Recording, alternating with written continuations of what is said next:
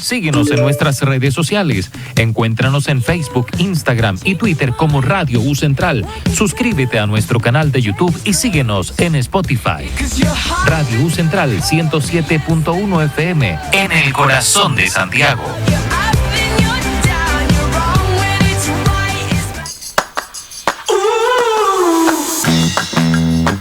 Radio U Central 107.1 FM presenta Comunidad de Cuidados, un programa para compartir experiencias acerca del cuidado de nuestra salud. Conducen Carolina Muñoz y Marcia Salinas. Muy buenos días, bienvenidos, bienvenidas a todos y a todas a otro programa de Comunidad de Cuidados. Hola Marcia, ¿cómo estás? Hola, ¿cómo están? Aquí empezando esta semana radial. Con una muy buena invitada. Sí, tenemos una gran invitada con mucho conocimiento en su mente. Tiene muchas investigaciones. Una gran trayectoria académica también. Una gran trayectoria. Para el día de hoy vamos a estar conversando sobre el derecho a la atención, escenarios de riesgo y factores socioculturales en el cuidado de la salud.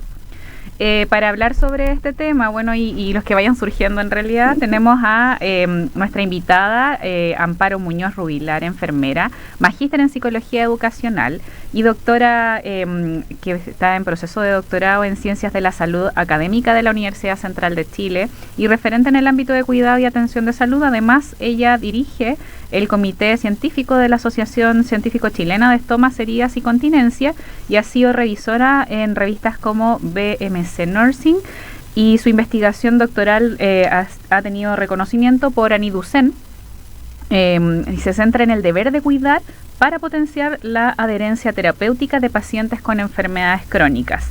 Ella también se ha especializado en perspectivas clínicas, educativas, en perspectivas éticas, ha aportado evidencia para mejorar la calidad de vida y autonomía de los pacientes en el manejo de condiciones crónicas complejas.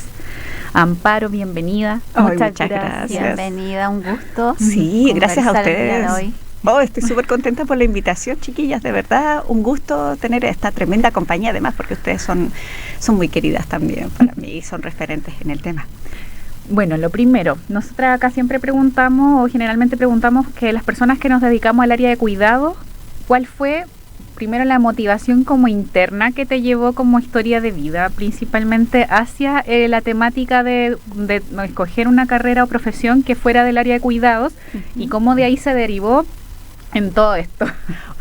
Tremenda pregunta. De partida, mi nombre. Claro. Me llamo Amparo y eso fue parte como del gatillante que tengo en esta historia. Mira, mi mamá me puso Amparo y ella siempre lo puso como desde el tema del cuidado y de la protección. Además soy la hermana mayor, que también, si vemos históricamente en las estadísticas, generalmente los hermanos mayores hacen mucho trabajo profesional que tenga que ver con cuidado. Entonces, desde ahí como que parte todo. Y claro, enfermería y sobre todo las heridas es un tema que me apasiona demasiado y claro, se liga mucho con mi tema doctoral, que de hecho es de lo único que hablo, así que me siento muy contenta de que me inviten a hablar de mi tema. Amparo, y bueno, ¿cómo fuiste derivando en la enfermería en esta investigación acerca del cuidado de las heridas? ¿Cómo fue como tu devenir? Desde tus primeras experiencias clínicas o de investigación hasta llegar a este tema, porque siempre hay una historia ahí entre medio, ¿no? Sí, mira, lo de partida llegué por una pregunta que me hizo mi guía de investigación.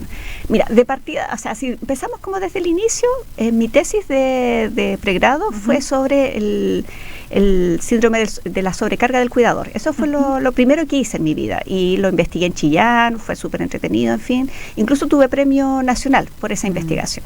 Luego, sí, era un tema que antes no se hablaba mucho. O sea, ahora pero me imagino que posicionándome un poco en el tiempo era como innovador. Efectivamente, Marcia, en ese minuto todavía estábamos muy desde la posición del cuidado tradicional, desde la obligación de la familia. Entonces, esa fue como mi primera duda. ¿Por qué es obligación?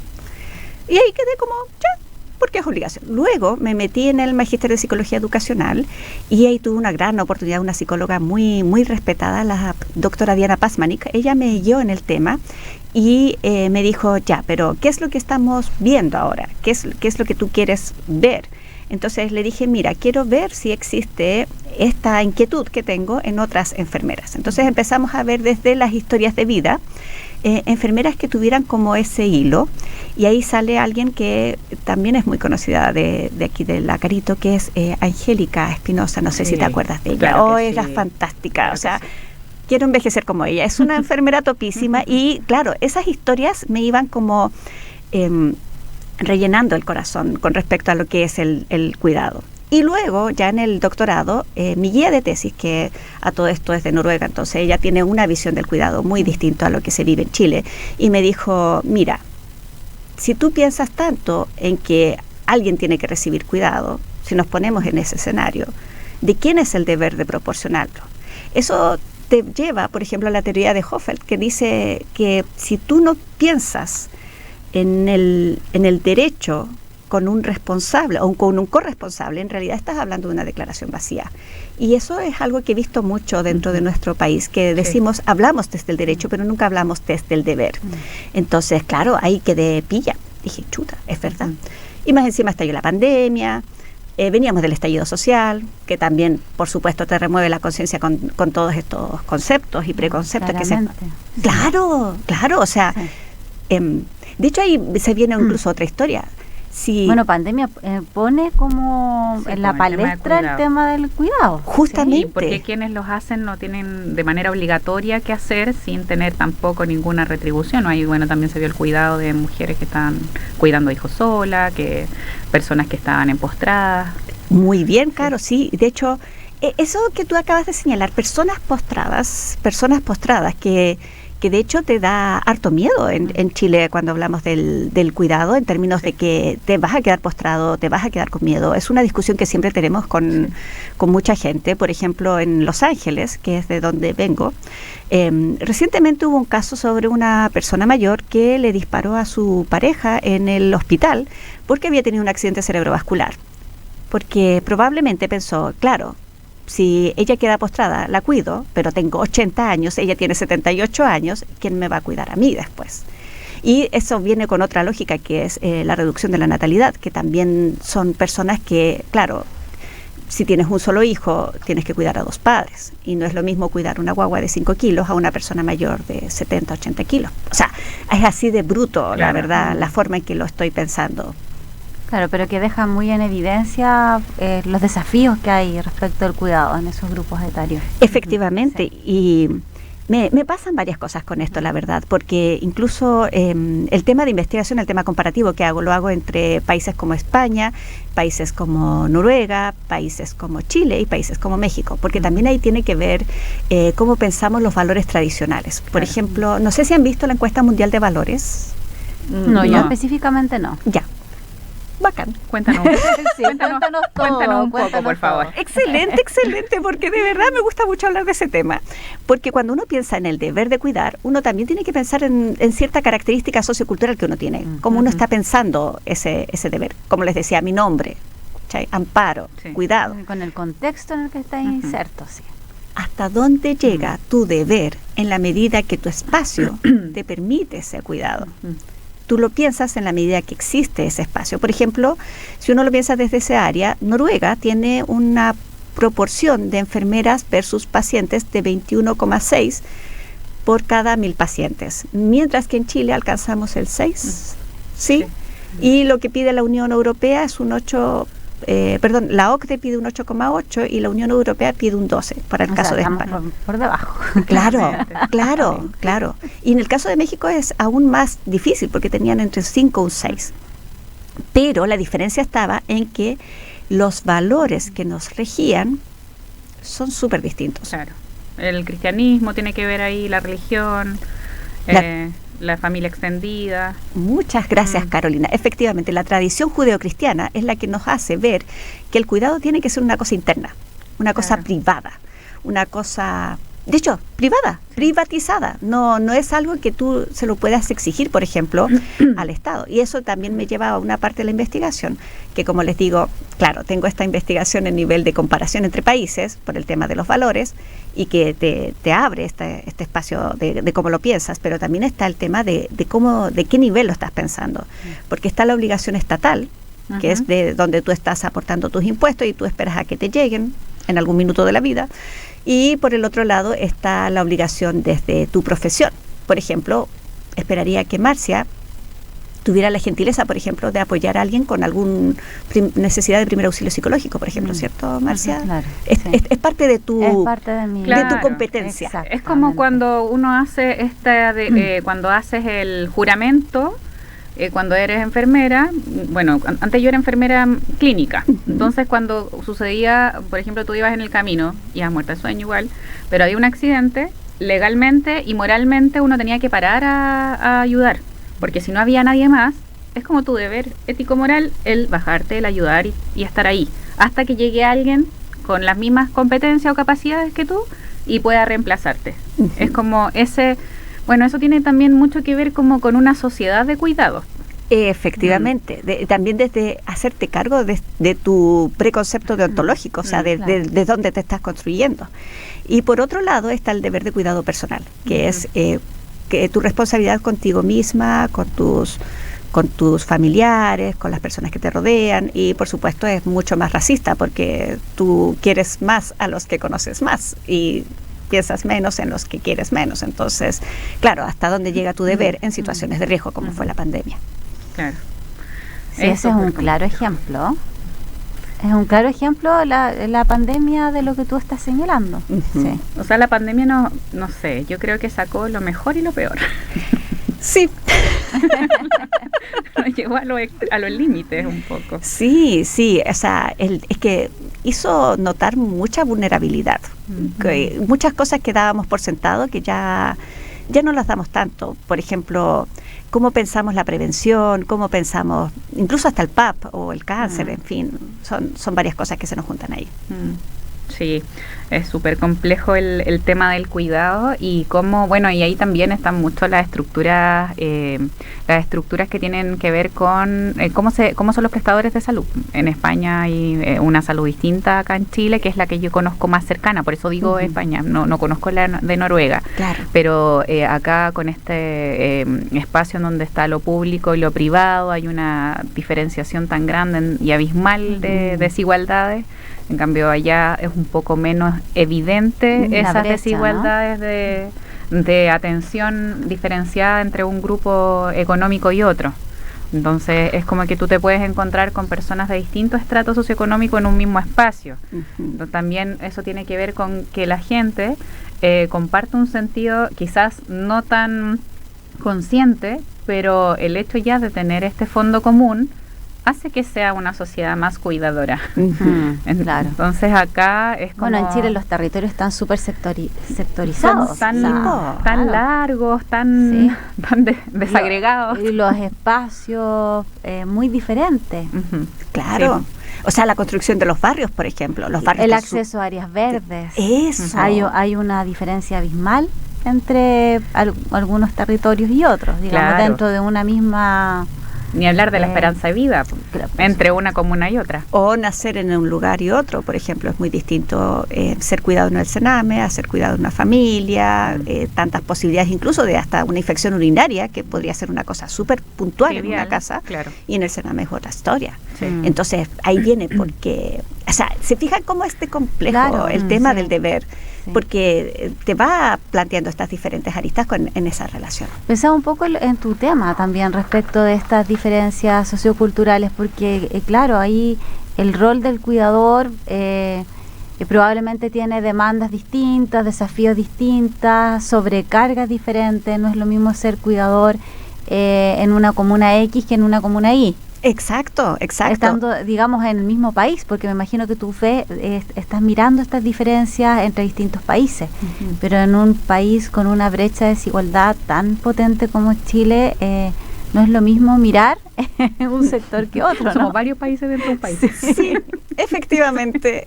Qué buena analogía, Caro. Sí, efectivamente somos varios países dentro de un solo país, porque tenemos también esta desigualdad estructural dentro de todo lo que es nuestra sociedad. De partida, ¿por qué seguimos pensando en este aspecto?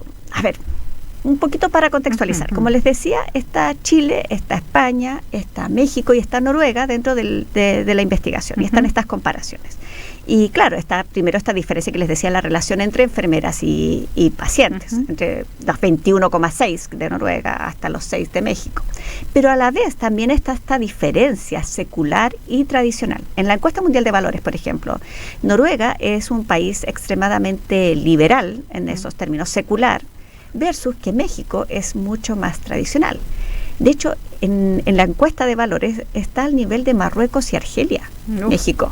Uno no lo pensaría en términos, ¿cierto? Sí, cuando lo empecé.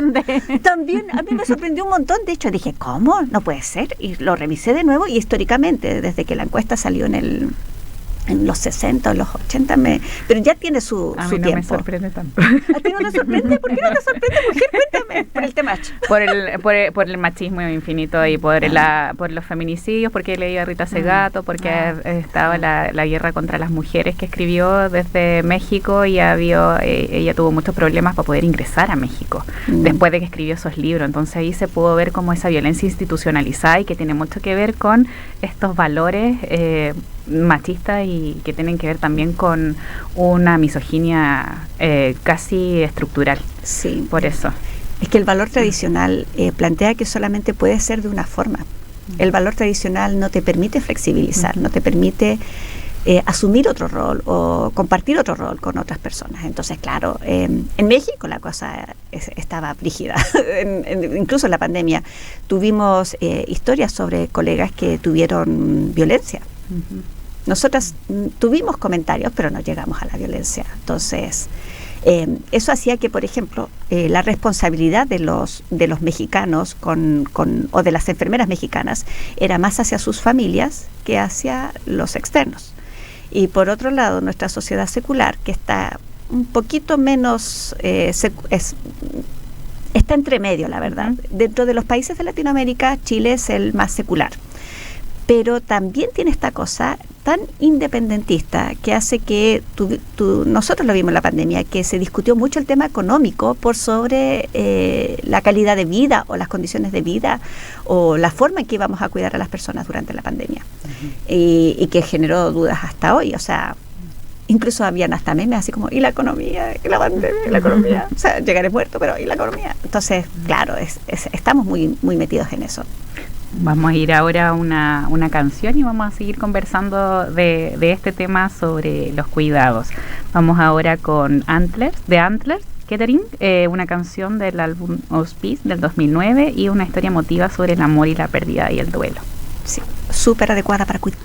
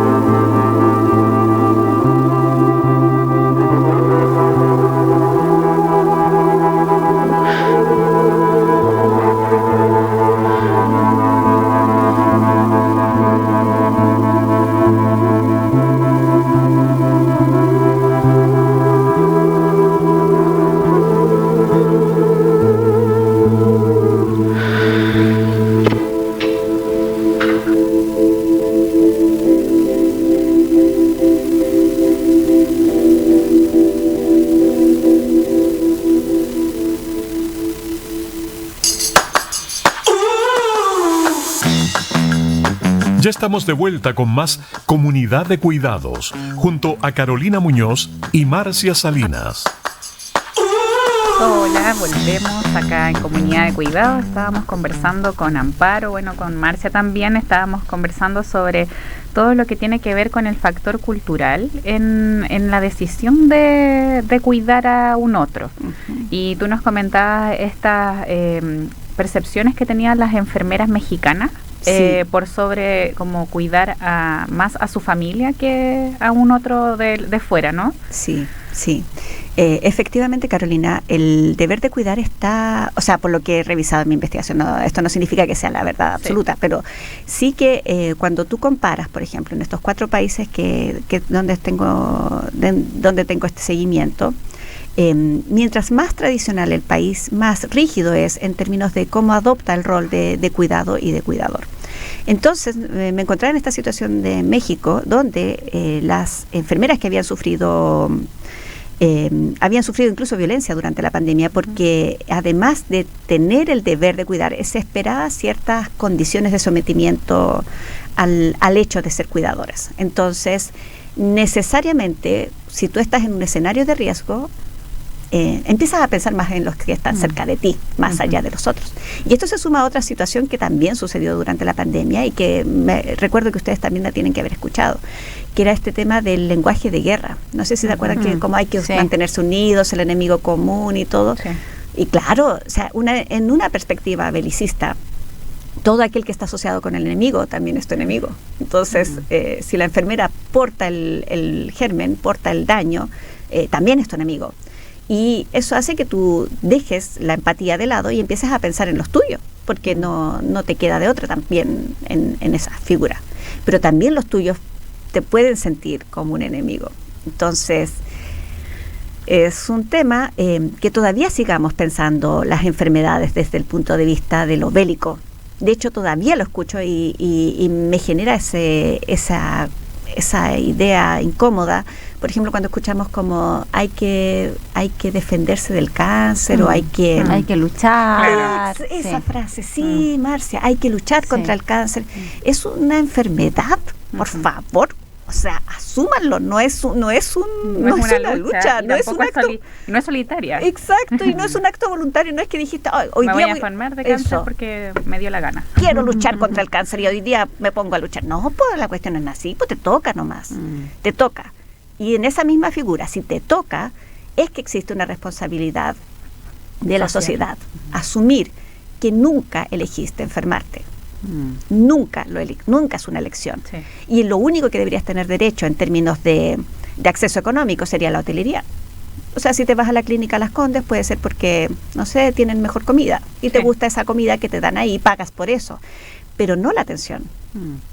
No sé si me logro. Sí, no, por supuesto. Pensaba también un poco en esta perspectiva individualista versus lo colectivista que se ha ido perdiendo. En el fondo, como el cuidado también va tomando ciertos matices que tienen que ver con eso. O sea, ese discurso que tú dices de lo bélico se instauró en la pandemia y no ha parado, pues ahora de hecho se va a acentuar infinitamente. Estamos en un proceso de individualización y un poco también de, ¿cómo se llama? De enajenamiento, en donde no se está para nada fomentando la empatía ni tampoco el cuidado comunitario, sino que todo lo contrario. Y eso, bueno, lenguaje de guerra divide y vencerás, pues, o sea, muy bien. Entonces acá nos están dividiendo para que también no nos agrupemos, que nuestra... Ay, se me ocurrió algo. Lo que pasa es que el otro día estábamos conversando con otros profes. Entonces, estos lenguajes en donde, por ejemplo, se instaura en las redes sociales, en que, por ejemplo, hay mucho de que distintos tipos de mujeres que se dedicaban a áreas que no eran del área más sexualizada, por decirlo de alguna manera, y se van para allá, es como que genera un morbo y también en el inconsciente colectivo, eso lo dije yo, en el inconsciente colectivo, que las mujeres no solo pueden, o sea, que no pueden estar dentro de estos espacios, sino que la sociedad está llevando solo hacia ese espacio como sexualizado, Y eso también es una estrategia de guerra. Sí. Entonces, porque es la única forma en que tú te sientes valorada. O sea, no hay otro espacio en que tú puedas ganar, por ejemplo, sobrevivir. Exacto. O vivir. Incluso hace un tiempo, no sé si vieron que la mayor... porque hace un tiempo había sido una australiana, pero ahora es una chilena la que sacó el mayor N de tipos de relaciones en una noche, de sexo en una noche. Eso estábamos conversando. Claro. Entonces, eso yo creo que es una estrategia de guerra, de desvirtuar el enfoque y también hacer que las mismas mujeres pensemos que lo único que podemos hacer para poder ganarnos la vida de una manera más fácil, de cierta manera, Exacto. en donde, porque es difícil obtener una remuneración justa.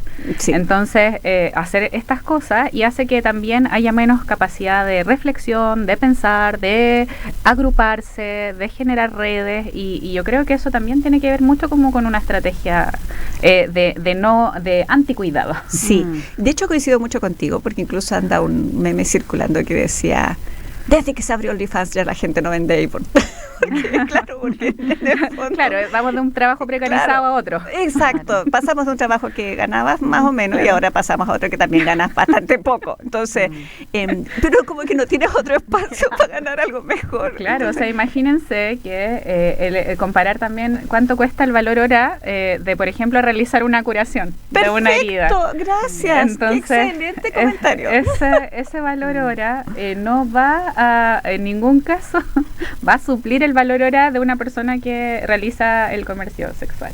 Entonces, ¿cuánto tiempo de preparación tuviste? Entonces, es un desincentivo a que tú te prepares. Claro. A que tú te formes, a que tú pienses. Es un incentivo a que te quedes en el espacio que quieres, que te corresponde, que es el sexual. Claro, exacto. Claro, en un espacio designado. Socialmente. Y eso tiene que ver mucho con el conservadurismo, con los valores. Muy bien, querida. Excelente. Entonces, de hecho, como te decía, tiene que ver también con esta misma figura de cómo pensamos el deber y el derecho, desde la teoría de Hofeld, y también cómo vamos pensando en este escenario en que tenemos esta feminización, que también, si tú te fijas en lo sexual, hay cuidado. Entonces, parece algo natural. Es como... parece algo natural. Las mujeres cuidan, pues. Entonces, ¿qué tanto aprenden? ¿Qué tanto tienen que saber? Si la Marcia necesita ser psicóloga para saber primeros auxilios, si ella es madre, ella sabe, ella se le tiene que ocurrir. Como que le nació. Uy, es súper pillada. Entonces, es algo natural. Claro, exacto. Surge después de ser y ahí viene otra figura de que lo natural siempre se tiende a la explotación. Sí. Todo lo que es natural se explota. De hecho, ustedes van por la calle y ustedes ven la bolsa de basura, y la bolsa de basura no lo colocan al lado del poste, la colocan al lado del árbol. Siempre. Porque el poste, que es estúpidamente muerto, tiene más valor que el árbol, que es natural. De alguna manera piensas que el árbol sí se va a sostener solo, o de alguna manera va a arreglar el tema del plástico, pero lo veo todo, me vengo y siempre veo la puta bolsa al lado del árbol y no al lado del poste. Claro. Por último, el poste está muerto. Claro. Pero no, dale con la cuestión. Entonces, eso te hace como ese... Bueno, es como cuestionarnos también cómo las redes, cómo el entorno nos llevan hacia estos espacios de no reflexionar qué es lo que estamos consumiendo, qué es lo que nos hace bien. O sea, el hecho de que ahora también haya, por ejemplo, dentro del mismo cuidado, que ya no estamos saliendo totalmente del tema, pero esto del consumo no humano, ¿qué es eso? O sea, debería no venderse, simplemente. O sea, consumo no humano significa que es veneno. Entonces no debería tener una etiqueta, debería no existir. Entonces, el hecho de que, por ejemplo, los Doritos y todas estas marcas grandes que ahora se declaran de consumo no humano... Entonces, ¿quién los consume? Claro, los consumen humanos finalmente. Pero es eso, o sea, el entorno no quiere que esté saludable. No, o sea, tú tienes que saber y tienes que tener conocimiento para poder cuidar. No, tú tienes que tener culpa. El entorno busca la culpa. Busca que si tú no te cuidaste, fue culpa tuya. Tú eres la que no gestionó su sueño, tú eres la que no gestionó sus errores. Claro, individualiza el Claro, el lo cuidado. que conversábamos recién, pues, no lo colectiviza, sino que lo va aislando, fragmentando. Sí. De hecho, me encantó tu comentario sobre el bono, porque tenemos una discusión en la asociación en la que estoy, Asociación Científica Chilena de Heridas, Estomas y Continencia, un nombre bastante largo, pero es porque las heridas, el estómago y la continencia son cosas que tienen que ir en líneas diferentes. Entonces, una de las cosas que estamos viendo ahora es el tema de un bono PAD, por ejemplo, para que las enfermeras puedan comprometer la cicatrización. ¿Ya? Suena excelente. Excelente, ¿cierto? Sí. Súper bien. Entonces, las enfermeras ofrecen el bono, la gente compra su bono, por supuesto con exenciones en FONASA y B, toda la cosa. Más el valor. Muy bien. Lo puedo adivinar. Exacto. Muy bien. Lo entonces, visualizar. No es el bono. No es el bono, no es el bono. Ponerse de acuerdo. Muy bien. Entonces, tenemos la cicatrización como meta dentro de este bono. Pero a la vez, en el bono de ostomías, la meta es la autonomía. Que esa persona que compre ese bono o reciba ese bono como parte de la atención del modelo de atención institucional, sea capaz de ser autónomo con su propia ostomía. Pero eso no siempre está visualizado. De hecho, no está visualizado en nuestro sistema nacional chileno porque ha llegado a ser tan invisible. Es que te morís. Mira, en el Fondo Farmacia, que es donde está registrado todos los insumos que van para heridas, me tocó revisarlo para efectos de este bono PAD que levantamos en FONASA y toda la cuestión. Y no están las definiciones de los insumos. Hay algunos que tienen, por ejemplo, la cureta, que es para las personas que nos están escuchando, la cureta es como un cuchillito redondito y tiene como unos milímetros, ¿ya? Si tiene 3 o 4 o 5 milímetros, no es mucha la diferencia, ojo con esto, da lo mismo, la verdad. Pero sí eso aparece así de nítido en el Fondo Farmacia. Pero, por ejemplo, un apósito de arginato con plata no dice la cantidad de plata que debe tener ese apósito para cumplir con que sea un arginato con plata. Entonces, Senavas o el Fondo Farmacia o el municipio que te tocó en ese minuto, te puede comprar el más barato sin tener la cantidad suficiente y eso no está registrado por el ICP, no está regulado. La misma situación está pasando con los colchones, por ejemplo, con los colchones antiescaras o superficies especiales de manejo para la presión para todas las personas, porque obvio tengo que ponerle aquí para que estoy estudiando el doctorado, si no puedo hablar en técnico. Bueno. Pero para las personas sepan de que son superficies que hacen que la presión se vaya. Sin embargo, tenemos en este minuto una compra masiva de un solo productor. Un solo oferente está haciendo la compra masiva, pero la cantidad de centímetros de espuma no es la misma que está en el hospital.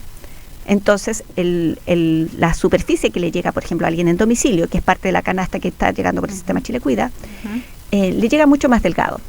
Claro.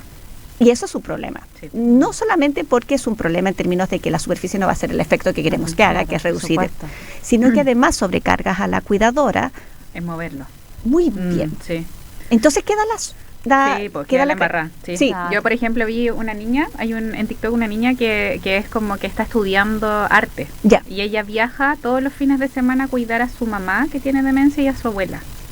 Y muestra ahora, por ejemplo, que ella le regalaron una cama clínica. Ya. Y también un colchón antiescaras para la mamá y para la abuela. Yeah. Y ella sola hacía la instalación y todo. Ahí creo que está como lo más crudo de cómo te puede tocar el cuidado de una persona si es que no tienes un entorno, porque son 3 mujeres solas en donde ella tiene que cuidar a su abuela los fines de semana, aparte de todo el estudio que tiene que hacer en la semana. Entonces le decían, inscríbete, no sé, la municipalidad te va a dar, claro, no sé qué te va a dar, y ella decía no, porque la situación económica previa de la madre no era tan mala, por lo tanto no calza como dentro del rango. Todo eso tiene que ver como con esto del desamparo un poco dentro del cuidado, y lo que tú dices, bueno, ahí ella no creo que tenga tampoco un conocimiento de si era o no era el adecuado. La gente lo regaló porque decía antiescaras, pero eso, pero no va en un propósito, además que es un derecho en este minuto para las personas que tienen dependencia severa tener acceso a ese colchón. El tema está, como les decía, que al no estar fiscalizado por el ICP, los grosores son más bajos y la persona efectivamente no termina haciendo el efecto que uno espera, que es que no exista la lesión. Y existe mayor sobrecarga, pero además hay que pensar en términos de cómo pensamos el deber de cuidar, en términos de qué pasa después con ese colchón delgadito. lo tiran a la basura. Tú dices como por lo sostenible. Exacto. Por ejemplo, y ahí viene otra forma de pensarlo. Por ejemplo, en Noruega compran el colchón más caro de la vida y siempre están levantando el estándar y toda la cuestión, porque después ese colchón se arregla, se le recaucha, por decirlo de alguna manera, y vuelve a ser usado. Entonces, vuelve a tener una vida útil. Claro, sí. Entonces empezamos a pensar que no es solamente que me des el colchón, sino que me des un colchón que no contamine. ¿Por qué tiene que contaminar el colchón? Si puede ser eterno. ¿Por qué el del hospital lo puedo compartir entre 1000 pacientes en un escenario que tiene que ser desechable y contaminar? Y ahí volvemos a este círculo de cómo pensamos el deber de cuidar. Claro, el deber de cuidar, sí. El deber de hacerme responsable de esta gesta, de esta obligación de discutir estos temas. Entonces, dentro de esa figura, en la asociación nos estamos uniendo con la Asociación Nacional de Consejos de Usuarios de Salud para que levantar la necesidad de que tiene que existir la fiscalización ICP, pero además de eso tienen que haber estudios sostenibles y además de eso tiene que estar centrado en la persona. No puede ser que el paciente está por un lado y los profesionales nos formamos sin ver al paciente. Claro. O sea, son varias aristas. Sí, claro, sí. Es que es un tema porque, por ejemplo, cuando el paciente no está dentro del centro, nos pasan cosas como las que nos pasan con el GES. Si tú piensas, es calidad, es atención, es oportunidad financiera, ¿y cuál me falta? Calidad, atención, protección financiera, oportunidad, ya. En calidad, ¿quién define la calidad en el GES? Una agencia de acreditación. Construida por la agencia de aseguramiento de la calidad. Construida por los mismos profesionales. Pero todo el sistema es para el paciente. ¿Qué pasa con él? Claro. Claro, por supuesto. ¿Dónde está participando? Sí. La necesidad sentida no se está tomando en cuenta. No, desaparece.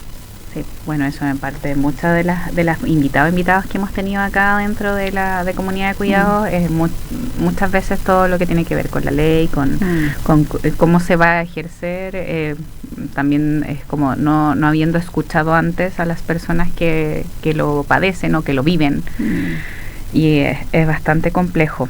Vamos a ir a una última canción.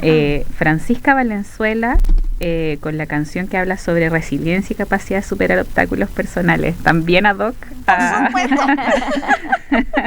Eso estamos pensando. Sí, pertenece al álbum Muérdete la Lengua del 2017, La Fortaleza. Sí. Todo lo que ha pasado me ha llevado hasta hoy. Miro adelante por el horizonte, la culpa la entierro y me voy. Paco maleta, respiro profundo y no miro hacia atrás. Sol que se pone, sol que sale, me acompañará. Creí lo que dijeron, los quería escuchar. Un grito vivía esperando salida, rogaba por su libertad. Toda una vida en la fantasía sin poderme a mí ni mirar. Y ahora veo cómo puedo volver a empezar. Voy arrasando con lo que venga, con mi pluma y mi poema, cruzaré la cordillera. Y si estoy en medio de la tormenta, sé la calma que sostenga el centro de la tierra. Y sé la fortaleza, sé la fuerza.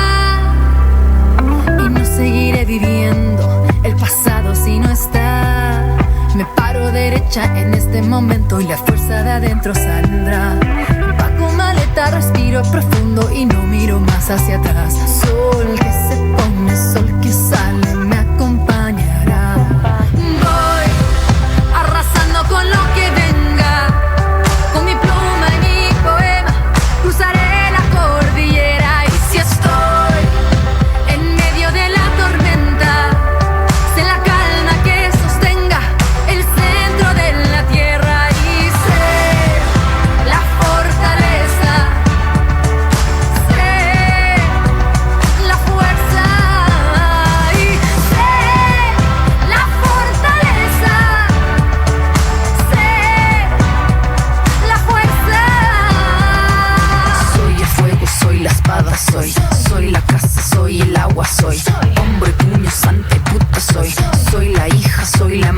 soy el fuego, soy la espada, soy la casa, soy el agua, soy cuerpo y alma, todo y nada, soy la fuerza, soy la calma, soy.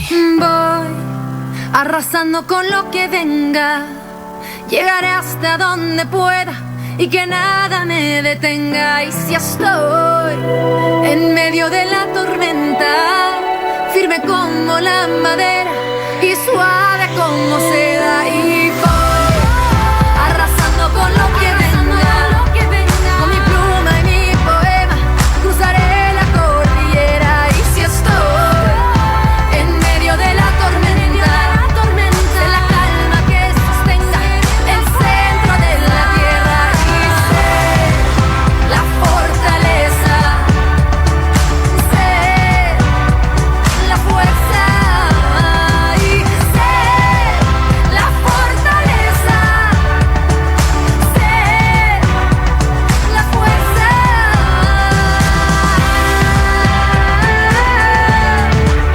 Yo seré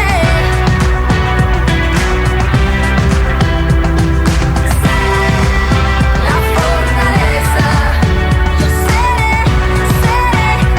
la fuerza, la fortaleza, yo seré la fuerza, la fortaleza, yo seré la fuerza.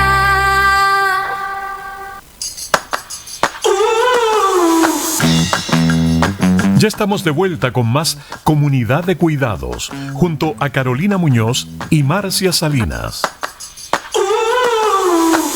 Ya aquí, la última parte del programa, estábamos hablando fuera de aire, pero queríamos también abordar el tema de cuáles serían estos desafíos como sociales que nos quedan, o lo que tú has visto, y que hablemos de lo exitoso.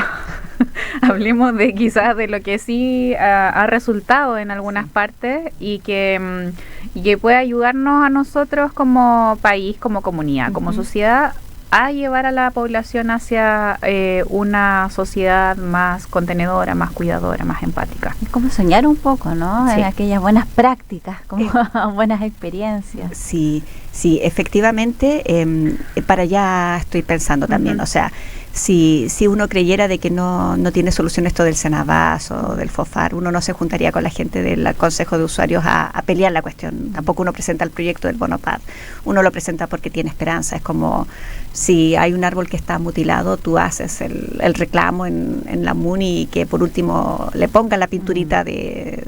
La blanca. Exactamente, uno pelea ciertas cosas porque hay que hacerlo.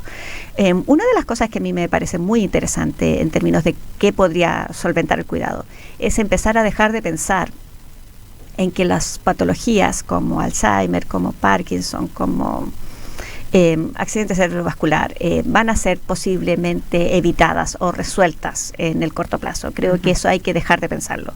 De hecho, en Noruega, por ejemplo, una de las razones por las que tienen tanto N de enfermeras es porque ellos piensan en lo de ahora. Entonces ellos dicen, ya, sí, genial que en algún minuto se resuelva el Alzheimer, pero ahora, ¿qué pasa ahora? Ahora la gente necesita una enfermera, necesita a alguien que los cuide, y si necesitamos que trabajen y que los demás también tengan derecho a su propio proyecto vital, necesariamente tiene que hacerlo alguien que tiene ganas de hacerlo, que quiere hacerlo y que le pagan un trabajo remuneradamente, un trabajo decente, digno, como diría la OIT, con respecto a eso. Entonces, claro, en ese escenario súper bien.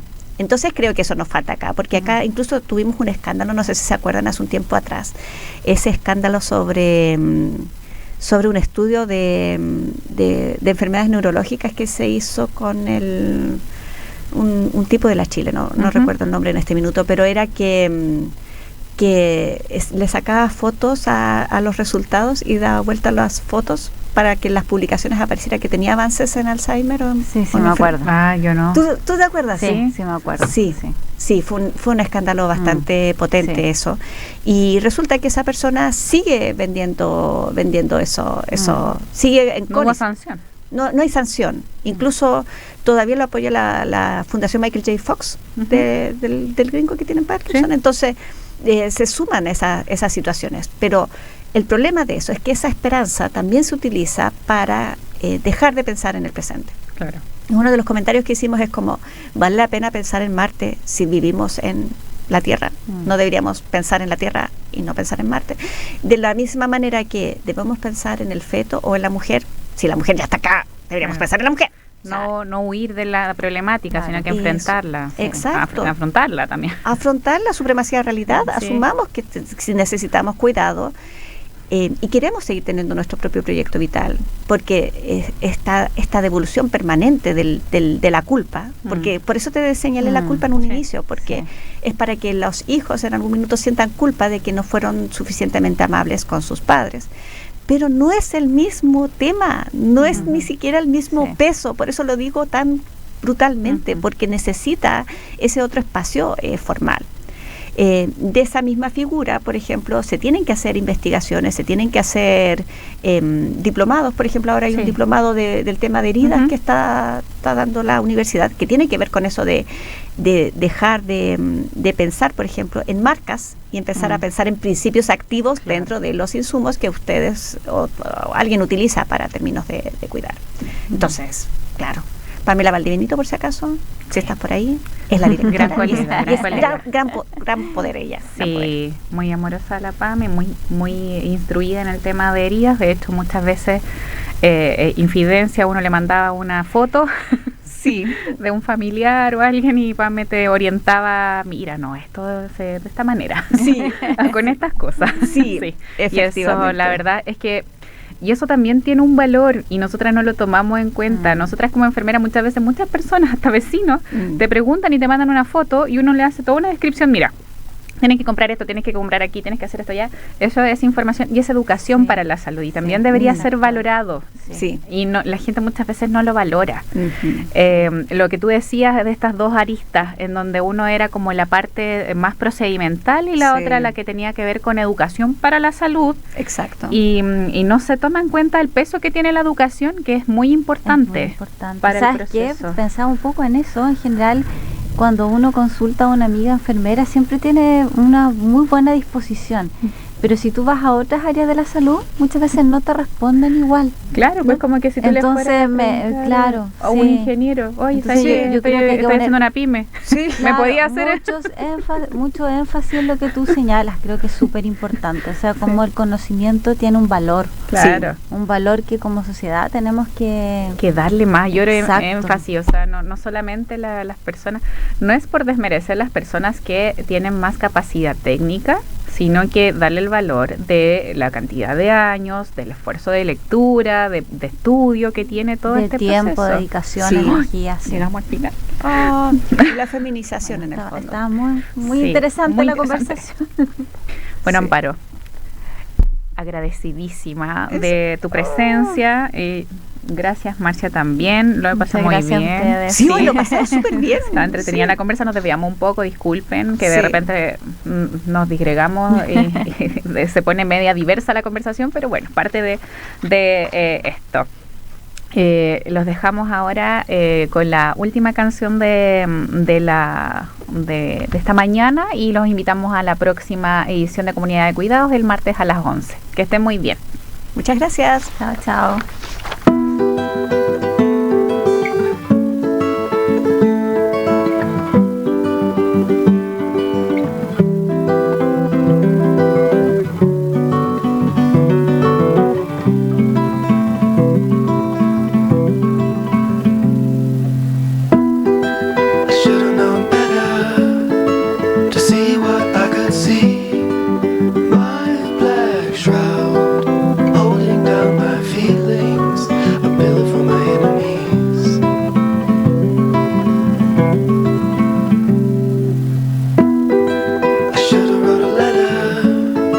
Agree what I haven't agreed.